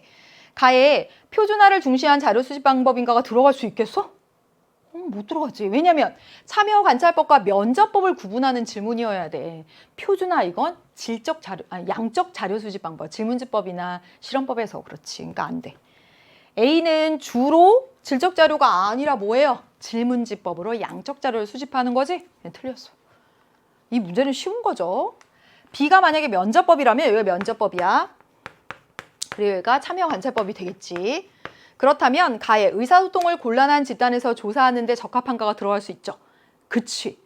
참여관찰법은 의사소통이 곤란한 다른 부족을 연구하거나 또는 어린아이를 연구하는 데 할 수 있어. 예. 여기는 아니요. 왜냐면 대면에서 의사소통해야 되니까. 들어갈 수 있습니다. 정답 4번입니다. 그 다음에 C가 면접법이라면 가에 연구자와 연구 대상자 간 언어적 상호작용이 필수적인가? 그렇죠. 면접법은 언어적 상호작용이 필수적이죠. 그럼 얘가 들어가야 됩니다. 예, 들어갈 수 있어요. 그리고 얘는 아니요. 이렇게 하면 됩니다. 예. 언어적 상호작용이 필수적인 건 면접법과 질문지법의 공통점이거든. 들어갈 수 있어. 없다라고 했으니까 틀린 거죠. 잘했습니다. 14번 보도록 하겠습니다. 정답 4번이고요. 14번 가겠습니다. 다음 자료에 A, B에 대한 옳은 설명만을 보기에서 고른 것은 했고 사회 실제론, 사회 명목론 잘 나오는 주제죠. A와 다른 B의 주장을 3개 쓰는 거야. 그래서 하나당 1점이고 틀린 주장 0점인데 2점 받았습니다. 볼게. 뭘 틀렸는지 해볼게. 개인은 사회에 대해서 자율성을 갖는다. 이거는요? 즉 개인 강조하는 사회 명목론이야. 개인 강조한다 쓸게. 두 번째는 사회는 개인의 외부에서 실제해. 이거 그대로 사회 실제론이지. 이건 사회 강조하는 거야. 둘 중에 하나 틀렸나 보네. 그렇죠? 그 다음에 사회의 특성이 구성원의 특성으로 환원될 수 있다. 이건 뭐지? 진짜 강조했었던 내용입니다. 사회의 특성을 구성원의 특성으로 되돌려서 설명할 수 있대. 왜? 사회가 개인의 합일 뿐이니까. 사회를 설명할 때 개인으로 설명할 수 있어. 이건 개인 강조하는 겁니다. 따라서 2점을 맞았다는 것은 이 B가 뭐로? 개인 강조하고 있는 사회 명목론으로서 여기 잘 맞게 한 것이고 여기가 틀린 거예요. 따라서 A가 사회 강조하고 있는 사회 실제론입니다. 실제론. 이렇게 찾을 수가 있는 거지. 됐지? 문제 풀어볼게요. 기억. A는 사회 실제론이야. 사회가 개인보다 우월하다. 그렇지. 맞고요. B는 사회를 떠난 개인은 존재할 수가 없어. 이건 사회 강조하는 거잖아. 이거 B는 개인 강조하는 사회 명목론이라니까. 틀렸고. A는 B와 달리 사회 문제 해결책으로서 사회 실제론, 제도를 강조합니다. 맞죠? 개인은 의식해요. 그렇죠? 그래서 맞는 것이고. 만약에 B는 A와 달리 극단적일 경우 개인을 너무 강조하지? 극단적인 개인주의로 가지. 전체주의가 아니라. 정답 기억 디귿해서 2번 골라주시면 되겠습니다. 15번도 쉽죠? 15번 제시문도 이렇게 짧아요. 이거 진짜 평가원은 이렇게 짧은 게 나올 가능성은 좀 작죠. 그렇죠? A는 사회 규범이 사회 전체의 필요를 반영한다. 사회 규범이 사회 전체 합의에 따라서야 A 뭐지? 기능론. 이와 달리 B는 사회 규범이 지배계급의 이익. 그럼 뭐가 되는 거예요? 그렇죠. 갈등론. 이렇게 됩니다. 끝났지. 너무 기본 문제입니다. 해볼게요. A는 사회가 본질적으로 안정, 조화, 균형이지? 틀렸고. A는 사회의 균형 회복 능력을 강조해서 사회 문제 발생 가능성을 부정한다. 앞에는 여러분 맞지. 균형 회복 능력, 균형을 중시한다. 그런데 기능론에서 사회 문제가 발생하지 않는다 그래? 아니지, 병리적인 현상이다 뭐 이런 말은 하지만 사회 문제가 발생하는 이유는 제 역할을 못해서 이렇게 얘기하잖아. 부정한다. 여기가 틀린 겁니다. 이런 게 중요한 선지가 되지? 그 다음에 B는 집단 간 갈등을 필연적인 현상으로 본다. 맞네요. 정답 3번. 3번 굉장히 쉽게 정답은 찾아지고 바로 이런 데서 함정에 빠지지 말라고 이런 데 체크해야지. 예. 조화, 균형, 안정 이런 것들을 중시하지만 사회 문제의 발생 원인 설명합니다. B는 개인에 대한 사회 구조의 영향력을 경시하는 건 개인 강조하는 상징적 상호작용론. B는 A와 달리 사회를 유기체로 보는 건 기능론이지? 틀렸습니다. 되었고요. 16번으로 가도록 하겠습니다. 16번. 다음 자료에 대한 옳은 설명만을 보기에서 고른 것은 했고 A와 구분되는, 자, 여기 계속 비슷한 형식이 나왔어. 좀 어렵게 내려고 막 한 것 같아. B의 의 쓰고 그 다음에 한계를 쓰는 거야. 그랬더니 얘가 이랬지. B의 의는 흥망성쇠가 반복되는 사회 변동을 설명하고 있다는 점이고 한계는 뭡니다 라고 했단 말이야. 그랬더니 선생님이 의와 달리 한계를 잘못 설명했습니다 라고 했어. 그럼 B의 의는 잘 설명했다는 거지? 그쵸? 그럼 B가 뭐가 되는 거예요? 흥망성쇠가 반복되는 사회현상. 순환론이잖아. 순환론이 생성, 성장, 쇠퇴, 소멸, 흥망성쇠 이거지. 그쵸? 그러면 A는요. 진화론이 되겠고 한계점을 잘못 썼대. 그러면 한계점을 진화론의 한계점으로 썼나 봐. 여기다 진화론의 한계점이 들어가야 되는 거지. 기억 보도록 하겠습니다. A는 진화론이니까 모든 사회의 변동 방향이 동일하다. 진보하고 발전하는 방향. 맞아요. 두 번째, B는 과거보다 미래의 사회 변동을 설명하기가 어렵지. 왜? 생성, 성장, 쇠퇴, 소멸, 과거의 흥망성쇠는 설명할 수 있지만 지금 이렇게 갈지 설명을 안 돼. 틀렸습니다. 그다음에 A는 B와 달리 사회 변동이 그렇죠. 사회 발전이라고 봅니다. 맞았어. 그다음에 가에 들어갈 내용. 가에 서구 중심적인 이론입니다. 라는 점이 들어가면 되지. 자, 봐봐. B. 순환론의 한계점으로는요. 서구 중심적이에요. 서구 중심적인 건 어디의 한계점이야? 진화론이지. 진화하고 발전한 곳이 서구야. 서구 따라가면 돼. 그래서 지나치게 서구 중심적이라는 한계를 가지고 있어. 만약에 그 내용을 썼단 말이야. 그랬더니 선생님이 아유 한계 잘못 썼네. 딱 들어가면 된단 말이야. 들어갈 수 없다라고 했으니까 틀린 겁니다. 헷갈릴 수 있겠지? 그렇죠. 정답은 기억 디귿 해서 2번 고르시면 되고요. 17번도 어렵습니다, 여러분. 17번도 상당히 헷갈렸을 수 있습니다. 보겠습니다. 다음 자료에 대한 설명으로 옳은 것은 했고 가다는 반문화, 주류문화, 하위문화야. 이 문제를 푸는 데 있어서 포인트는 바로 이거야. 반문화는 하위문화에 속한다. 그래서 모든 반문화는 하위문화이다. 요걸 찾았으면 이 문제는 풀 수 있지. 자, 표는 각국에 존재하는 문화 A, B, C가 있어요. T 시기와 T 플러스 1 시기에 가, 나 중 무엇에 해당하는지 나타낸 것이에요. A 문화는 가에 해당한데 B 문화는 나에 해당한데 그런데 봐봐. C 문화는 여기 보세요. 2개에 해당해. 그치. 그러면 C 문화는 당연히 뭐겠어? 반문화라는 거야. 반문화의 성격을 가지고 있다는 거야. 왜냐면 반문화이자 하위문화가 되는 것이거든. 그쵸? 그리고 비문화는 뭐겠어? 하위문화야 그냥. 왜? 만약에 비문화가 반문화였다면 반문화에 체크하고 하위문화도 또 하나 체크해야 되는 거거든. 이해돼? 이게 포인트입니다. 그래서 이 내용을 통해서 가는요. 여기 2개 표시됐으니까 나다가 하위문화랑 반문화란 말이야. 그러면 가가 주류문화 그리고 나가 하위문화입니다. 왜? 이 B 여기 하나 체크된 게 있는 거. 만약에 나가 반문화라면 반문화 하나에만 체크될 수가 없어. 왜냐하면 반문화는 모두 하위문화니까. 이해되죠? 다가 반문화 이렇게 되는 거죠. 주류문화, 하위문화, 반문화 이렇게. 요거 찾는 게 요게 포인트였다. 이게 연계교재에서도 나온 적이 있었습니다. 근데 막상 문제를 딱 맞닥뜨리면 어려울 수 있었어. 해볼게요. 요것만 찾으면 됐어. T시계의 갑국 A는 갑국의 하위문화예요? A는 뭐예요? 주류문화입니다. 틀렸지? 두 번째, T시계의 갑국에서 C를 향유하는 사람은 A를 향유하지 않아? 반문화이자 하위문화를 향유하는 사람은 주류문화 향유하지 않을까요? 있습니다. 뭐 설날 명절을 지낸다던가 김치를 먹는다던가 할 수 있는 거라고. 틀린 거지? 그 다음에 T 시기와 달리 T 플러스 1 시기의 B는 여기 있습니다. B는 각국 전체의 구성원 간 문화적 동질성을 드러내는 문화이다. 그렇지. B가 뭐였는데? 하위 문화였는데 T 플러스 1 시기에 와서 가가 됐어요. 주류 문화가 됐으니까 3번 정답입니다. 그 다음에 A에서 C 중에서 T 시기와 T 플러스 1 시기 모두 각국의 지배적인 문화에 저항하거나 대립하는 성격을 지닌 문화가 있다. 그렇죠? T 시기에는 뭐가 있어요? C 문화가 그랬어요. 그런데 T 플러스 1 시기에는 없어.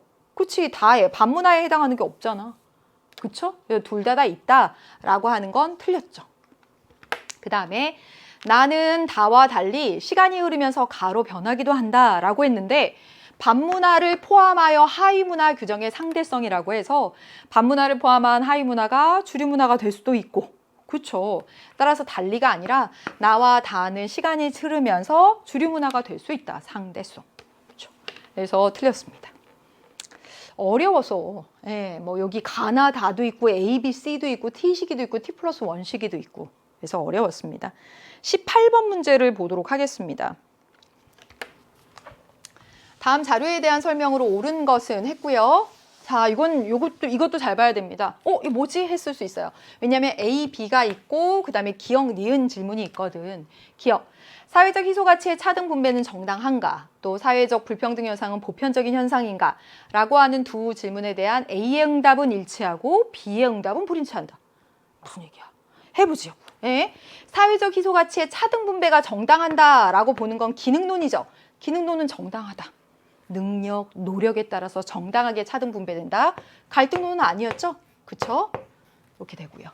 그 다음에 사회 불평등 현상은 보편적인 현상인가? 라고 물어보면 어느 시대나 사회에서 나타나는가? 라고 물어보면 기능론도 예, 갈등론도 예 한단 말이야. 이제 찾을 수 있겠어? 이 두 질문에 대해서 A의 응답은 일치하고 동그라미로 기능론은 일치하지. 따라서 A가 기능론. B는 여기는 X고 여기는 동그라미야. 그래서 B가 이 갈등론 일치한다. 짧은데 조금 생각하게 해요. 예, 그랬지? 다른 내용도 이것도 헷갈리는 것도 있습니다. 한번 볼게요. A는 기능론은요. 직업 간의 사회적 기여도에 차이가 있다라고 보는 거지. 생명을 살리는 의사의 일과 가르치는 교사의 일은 달라. 달리 대우해야 돼. 보는 게 기능론입니다. 네, 틀렸고 두 번째. B는 개인의 노력과 업적에 따라 계층이 결정되는 게 아니라 가정 배경이나 권력이 좌우한다고 봤지. 틀렸고 A는 B와 달리 기능론은 갈등론과 달리 사회 불평등 현상을 병리적인 현상으로 본다. 이거 고른 학생들 분명히 있었을 거야. 저는 이번에 꽤 어려운 편이었다고 보는 것들이 바로 이런 선지들 있잖아요. 앞에서 봤던 것도 있었지. 그치? 뭐였냐면 15번에 기능론은 사회 문제의 발생 가능성을 부정한다. 막 이런 거 있잖아. 그것도 헷갈리는 선지였고 이것도 마찬가지입니다. A는 기능론은 뭔가 병리적인 현상 얘기했었잖아. 그런데 기능론에서는요. 사회 불평등을 불가피하다라고 봤습니다. 사회적 자원이 희소하기 때문에 누군 많이 가져가고 누군 적게 가져갈 수밖에 없어. 불가피한 거야. 이렇게 했지. 무슨 막 질병이 걸린 것과 같은 사회 문제 안 그랬단 말이야. 틀렸습니다. B는 A와 달리 사회적 희소가치의 배분 기준이 사회적 합의? 아니죠. 지배층에게 유리하게. 틀렸고요. 기억에 대한 응답과 니은에 대한 B의 응답은 모두 기억에 대한 A의 응답, 기능론의 응답과 니은에 대한 B의 응답. 그렇죠. 여기 모두 O이다, 예이다. 맞네요. 네, 정답은 5번 이렇게 하시면 되겠습니다. 이제 표문제 두 문제 남겨두고 있습니다. 표문제 두 문제 남겨두고 있는데 19번은 기존에 계속 나왔던 표문제 유형이라 여러분이 이건 잘 했을 거고요. 뭐 이제 20번 문제가 엄청 어려웠죠. 해보도록 하겠습니다. 다음 자료에 대한 분석으로 옳은 것은 했고 2020년의 부양 인구가 1960년 대비 10% 감소했다라고 하는 내용이 나와 있고요. 그 다음에 유소년 부양비 노령화 지수라고 하는 것들이 나와 있습니다. 유소년 인구가 전체 인구의 몇 %인지, 부양 인구가 노년 인구의 몇 %인지 이렇게 나와 있으니까 일단 이 자료를 통해서 무엇을 구해야 되겠어? 저 0에서 14세 유소년 인구, 15세에서 64세 부양 인구, 65세 이상의 인구를 구해 주어야 될 것입니다. 1960년, 그 다음에 1990년, 그 다음에 2020년 이렇게 구해 볼게요. 뭐가 나와 있으니까 유소년 부양비가 나와 있으니까 유소년 부양비 어떻게 해? 부양 인구 대비해서 유소년 인구 곱하기 100입니다. 따라서 이게 40이라고 하는 건 뭐라고 하면 돼? 부양 인구를 100이라고 쳤을 때 40명입니다. 왜냐면 여기 지워지니까. 따라서 편의상 여기를 다 100으로 놓자고요. 100이라고 했을 때 40, 30, 20. 40이고요. 30이고요. 20입니다. 이렇게 하면 되겠죠? 그쵸? 다음에 노령화 지수입니다. 노령화 지수는 여러분 뭐가 되죠? 유소년 인구 대비해서 노년 인구의 비가 첫 번째 30 이렇게 나왔습니다. 해보자고. 유소년 인구 얼마 나와 있어? 40. 여기가 얼마이면 될까? 그러면 30이 나오는 거야. 그치? 12면 되는 거지. 12면 이렇게 지워서 이렇게 하면 30 하고 나오잖아. 그렇죠? 그래서 여기 12 이렇게 찾았습니다. 그 다음에 여기도 해봐. 여기 유소년 인구가 30입니다. 50 나오려면 얼마가 되는 거예요? 50 나오려면. 그렇죠? 여기 절반이면 되는 거지. 그렇죠? 쓰지 않아도 알겠죠? 15. 자, 100입니다. 100. 유소년 인구가 20인데요. 20인데 그렇지. 여기도 20이면 지워져서 100이 되는 거니까. 그렇죠? 그래서 여기 20 이렇게 찾았습니다. 되었어요. 이거 찾았으니까 이 문제는 이제 다 끝났습니다. 풀어보도록 할게요. 1번. 1960년에 여기 1960년에 유소년 인구는 전체 인구의 30% 하면 되지. 전체 인구 얼마? 전체 152분의 유소년 인구 40 곱하기 100 하면 여러분 얼마가 나오냐면 곱하기 100 하니까 26점 얼마 이렇게 나옵니다. 30%안 돼요. 하면 되지. 그 다음에 2020년에 부양 인구는 노인 인구의 4배이다. 2020년에 부양 인구, 여기 부양 인구는 노인 인구의 5배인데? 틀렸지? 그렇죠. 틀렸습니다. 그 다음에 보도록 하겠습니다. 이거 놓고 할게요. 이거 놓고 하도록 하겠습니다. 이거 놓고. 그 다음에 1960년 대비 2020년에 1960년 대비 2020년에 노인 인구가 50% 증가하였다라고 했습니다. 자, 일단은 여기는 비율 이렇게 여길 100이라고 쳤을 때 한 거란 말이야.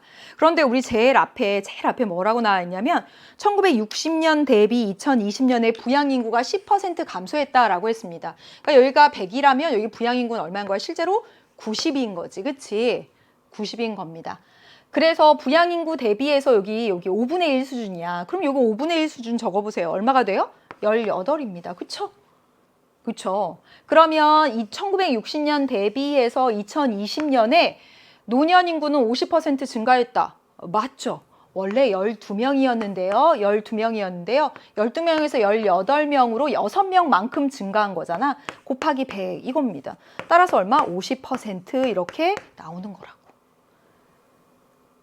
가장 어려운 선지라고 볼 수가 있는 거지. 정답입니다.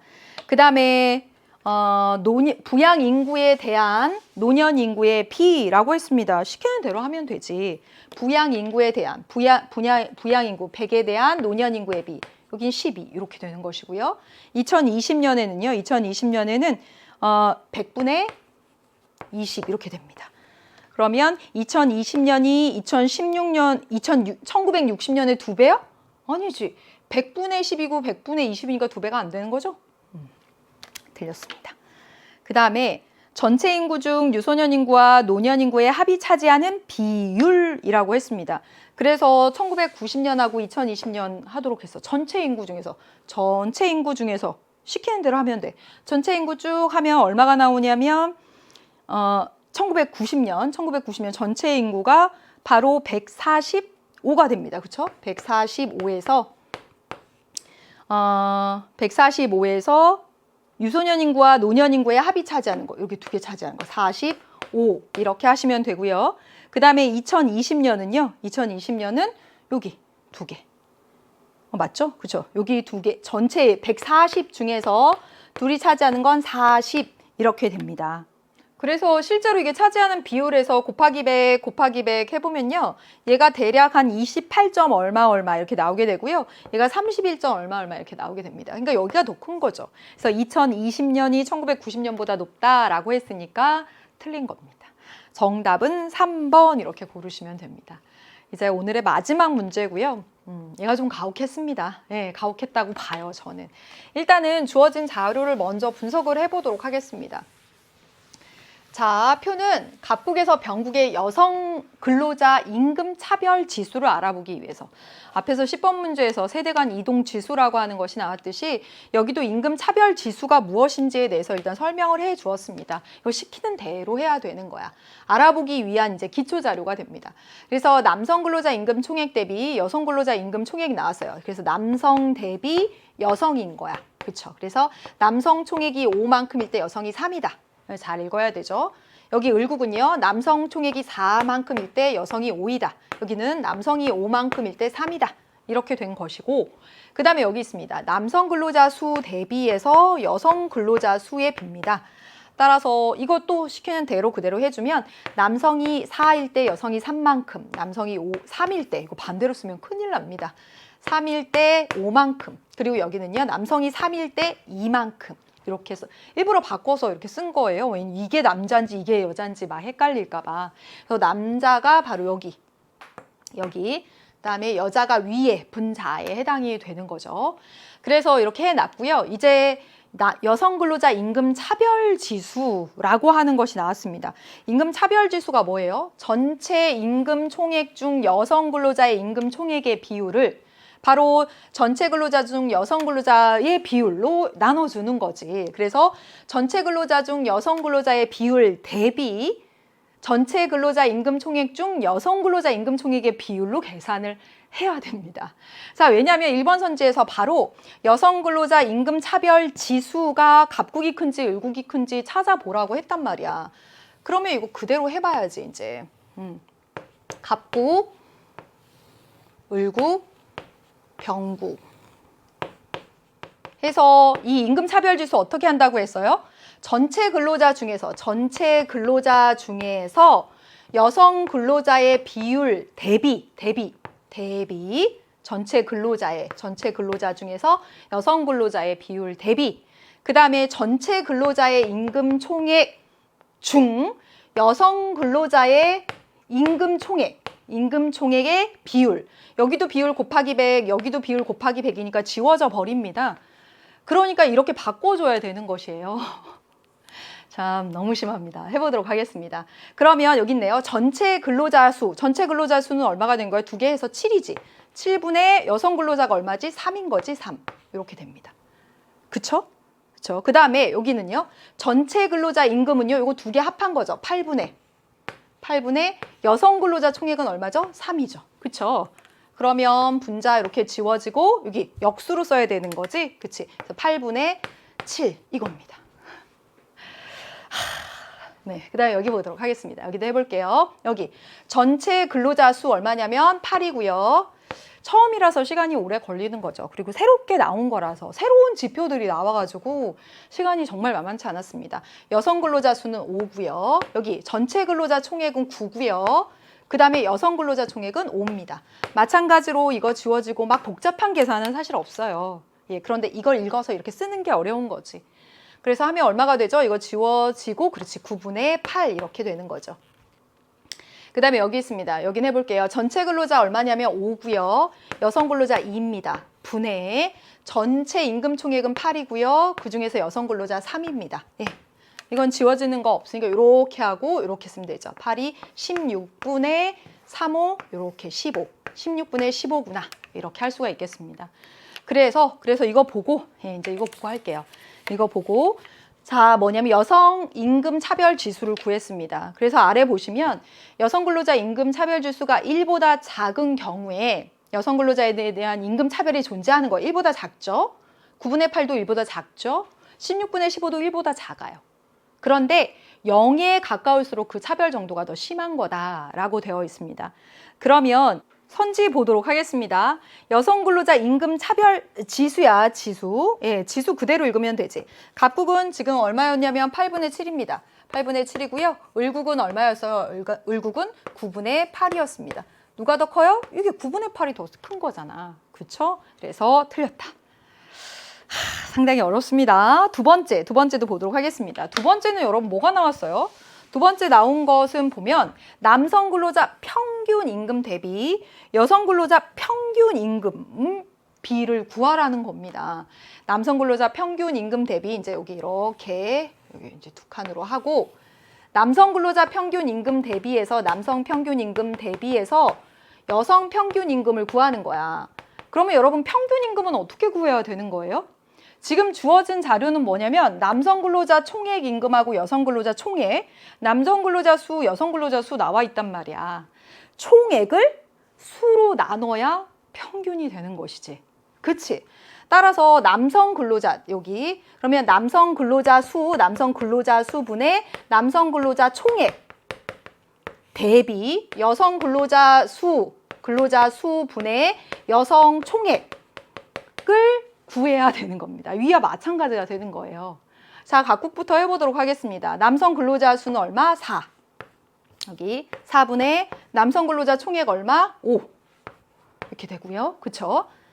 여성 근로자 수 얼마? 여성 근로자 수 3. 여성 근로자 총액 얼마? 여기 총액 3. 이렇게 됩니다. 그러면 이거 지워져 버리니까 이거 역수로 쓰면 되죠? 그래서 얼마가 된다? 5분의 4. 이렇게 쓰시면 됩니다. 예, 헷갈려서 쓰면 안 됩니다. 여기도 해볼게요. 남성 근로자 수 얼마? 5분의 총액 5 이렇게 되어 있습니다. 그렇죠? 그래서 여기 요 위가 여자죠. 그렇죠? 여자. 남성 근로자 수 3. 그렇죠? 3분의 4 이렇게 써야 됩니다. 그렇죠? 위에 남자 여자 헷갈리면 안 됩니다. 그리고 여성 근로자 5일 때 5 이렇게 됩니다. 역시 마찬가지로 이거 지워지니까 3분의 4 역수로 써서 4분의 3 이렇게 해주셔야 되는 겁니다. 그 다음에 여기 보도록 하겠습니다. 역시 남성 근로자 수 여기 있어요. 3. 그 다음에 5 총액. 그래서 3분의 5가 되는 것이고요. 여성 근로자는요. 여성 근로자는 2분의 3 이렇게 쓰면 되지. 2분의 3 이렇게 됩니다. 지워지는 거 없으니까 이렇게 하면 얼마가 되냐면 10분의 9 하고 이렇게 되는 거지. 그래서 이렇게 구했습니다. 그래서 2번 선지에 보면 남성 근로자 평균 임금 대비 여성 근로자 평균 임금의 비, 평균 임금을 을국이 병국보다 크다라고 했는데요. 을국은 4분의 3입니다. 그리고 여기는요 10분의 9예요. 4분의 3보다 병국 10분의 9가 더 큰 거지? 그쵸? 그래서 반대로 썼다라고 하는 겁니다. 그 다음에 3번 보도록 하겠습니다. 3번. 각국과 병국, 이 자료로 다시 가도록 하겠습니다. 각국과 병국 모두에서 여성 근로자, 여기 3번. 각국과 병국 모두에서 여성 근로자 평균 임금은 남성 근로자 평균 임금의 60% 수준이다 라고 했는데요. 자, 여러분 여기 보세요. 을국과 병국에 보시면 평균 임금 보시면 각국과 병국에서 남성을 5라고 했을 때 여성이 3입니다. 3. 그렇죠. 평균 임금이군요. 평균 임금은 여기 있습니다. 여기 있네요. 여기 5라고 했을 때 4 이렇게 되어 있습니다. 다시 이 자료를 봐야 되네요. 평균 임금이니까. 따라서 남성 평균 임금은 5라고 했을 때 4만큼입니다. 따라서 100이라고 하면 80% 수준이 되는 거지? 그치? 60% 수준이다 라고 했으니까 틀린 것이고, 병국도 역시 마찬가지입니다. 남성 근로자 평균 임금을 10이라고 했을 때 여성이 9야. 그럼 100이라고 했을 때 90% 수준이 되는 거지. 틀렸지? 그쵸? 예, 틀렸고요. 네 번째 보도록 하겠습니다. 네 번째 보면 여성 근로자 임금 차별 지수, 여기 차별 지수 첫 번째 이렇게 구해 두었습니다. 차별 지수에 따르면 여성 근로자에 대한 임금 차별은 을국이 병국보다 심하다. 을국하고 병국을 비교해 보겠습니다. 1보다 낮으면 차별이 존재하는 거고 숫자가 0으로 갈수록 차별이 더 심한 거잖아. 9분의 8하고 16분의 15 중에서 얘가 더 작은 숫자지? 그치? 그러면 을국이 더 심한 것이다. 맞는 얘기가 됩니다. 그래서 정답은 4번. 엄청났어요. 예. 그 다음에 보도록 하겠습니다. 그 다음 갑에서 병국 중 전체 근로자 중 여성 근로자 비율이 전체 임금 총액 중 여성 근로자 임금 총액의 비율보다 낮다라고 했습니다. 이게 어마어마한 거야. 지금 뭐 물어본 거냐면 이거 물어본 거지. 전체 근로자 중 여성 근로자의 수, 요거하고 요거 두 가지. 전체 근로자 임금 중 여성 임금 비율 중에서 뭐가 더 크냐라고 물어본 겁니다. 그래서 각 병국 모두에서 전체 근로자 중 여성 근로자의 요 비율이 이거보다 작다라고 했는데, 자 여러분 보세요. 8분의 3하고 7분의 3 뭐가 더 많습니까? 이게 더 많잖아. 큰 거잖아. 그치? 8분의 3보다 이 7분의 3이 더 큰 거잖아. 이것도 보세요. 9분의 5보다 8분의 5가 더 큰 거잖아요. 그쵸? 예. 여기도 보겠습니다. 여기도 8분의 3보다 5에서 이만큼 차지하는 게 더 큰 거잖아. 반대로 썼기 때문에 틀린 얘기가 되겠습니다. 네, 이렇게 한숨을 쉬면 안 되는데, 자, 그래서 결과적으로는 전체 근로자 총액 중에서 여성 근로자가 차지하는 비율이 갑을 병국에서 이거보다 더 크다, 높다라고 해야지 맞습니다. 네, 그래서 정답은 4번 이렇게 고르시면 되겠습니다. 다 했어요. 네, 다 했습니다. 네, 정말 오늘 고생 많이 하셨고요. 진짜 오늘 시험은 어려웠습니다. 쉽지 않았어요. 마지막 문제 아주 깜짝 놀랐을 텐데요. 시간 갖고 여러 번 풀어보셔야 될 것이고 총평도 여러분 꼭 참고해 주시길 바라겠습니다. 마지막까지 힘내시고요. 6월, 9월 모의평가 분석도 열심히 하시고 파이널 체크포인트 강의 활용해 주시면 도움이 많이 될 거라고 생각합니다. 여러분 건강관리 잘 하시고요. 수능 날까지 화이팅!